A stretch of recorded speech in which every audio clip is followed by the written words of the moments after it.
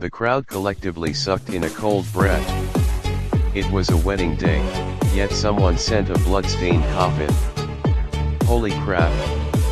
Who's got the guts to send a coffin to the Everett family wedding, and it's a bloody coffin too?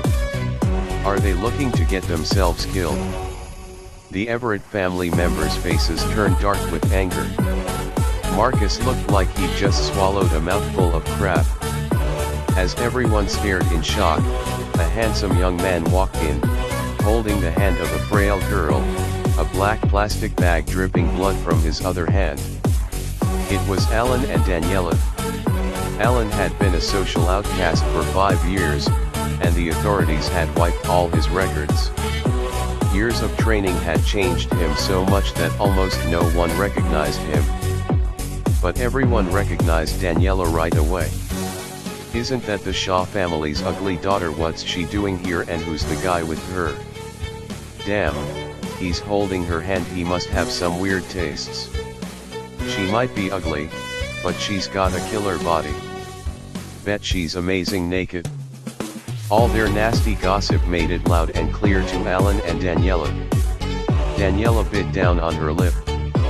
Alan's eyes turned icy. In a flash, he moved, and the sound of slaps rang out. In seconds, everyone who talked trash had swollen, bruised faces, missing teeth, and blood foaming from their mouths. Talk smack about Daniela, you deserve a beating. Alan's eyes flashed with danger.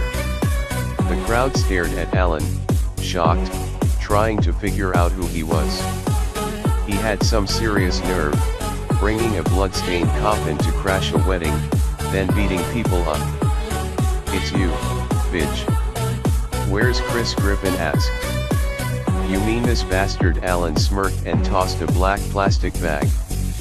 A bloody head flew out and dropped into Griffin's hands. "Chris. You killed him." Griffin bellowed. "He's just a butler," Alan said calmly. "Who the hell dares to cause trouble at the wedding?" Marcus shouted, his face pale with rage. "What is your connection to the Shaw family that you'd stand up for this ugly woman?" Abby sneered, "He's probably her man. That tramp loves seducing guys. Looks like acid wasn't enough. We should have burned her skin." Daniela's whole body shook. Her ruined looks were her deepest pain.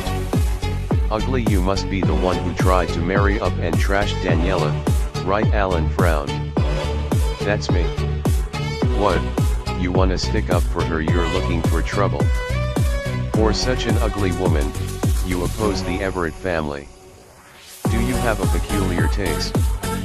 Griffin eyed Alan with a smirk, his gaze lingering over Daniela, snickering creepily. "You've got a filthy mouth." Alan's eyes went cold. He grabbed a steak knife from the table in a split second and hurled it at Griffin. Whoosh! Griffin's right hand was severed, blood gushing as his wrist was cleanly cut. "Ah!" Griffin collapsed, screaming in agony. "Griffin!" Marcus's face twisted in rage. "Call an ambulance." "Honey." Abby clutched her chest, her gaze icy. "No need for an ambulance. By the time it arrives, you'll all be dead." Alan's voice was cold, his demeanor chilling. "Who are you? The Everett family didn't offend you. Why target us?" Marcus roared, seething with anger. "I'm sending you to death," Alan replied nonchalantly. "Dad, stop talking to this fool. Kill him." He took my hand. "I want him dead." "Seize him," Marcus commanded. A horde of black-clad bodyguards rushed at Alan, wielding steel rods. "Duh!" The bodyguards surrounded Alan, their steel rods crashing down with lethal intent. These were seasoned mercenaries, their strikes capable of breaking bones. As the rods descended, Alan moved with ghostly speed. In a single breath, he stopped. The crowd gasped in shock. Dozens of bodyguards lay on the ground, groaning in agony, their limbs shattered, incapacitated. Pathetic.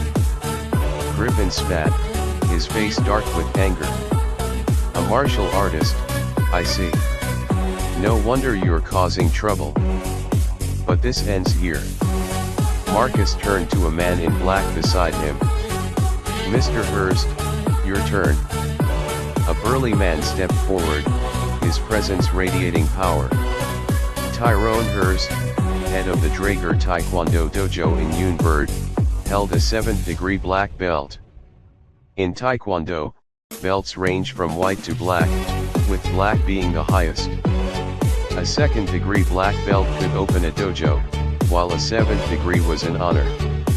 Despite his youth, Tyrone's prowess was exceptional. Tyrone nodded coolly, leave it to me. He faced Alan, speaking with arrogance, boy, this is the Everett family estate, not a place for your antics. Kneel at the entrance and await judgment after the wedding. This matter doesn't concern you. I'm here to wipe out the Everett family. Those uninvolved, stay out of it, or face death. Alan's voice was icy. The crowd's eyes widened, staring at Alan in disbelief.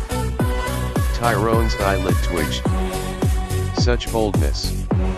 Even the powerful couldn't utter such threats lightly in this lawful society.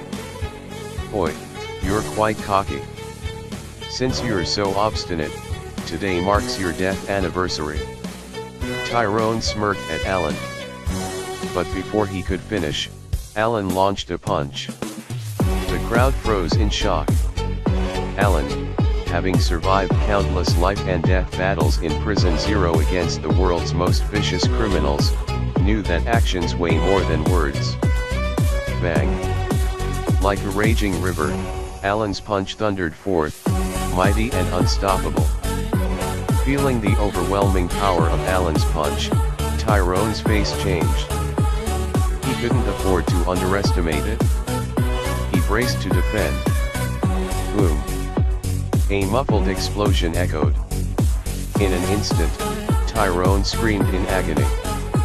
His arms shattered, his chest burst open, blood and flesh gushing, piercing through his back. You're so strong. You're a martial artist. Fetch my master. Tyrone fell backward with a thud, lifeless. Reading fascinating English novels every day.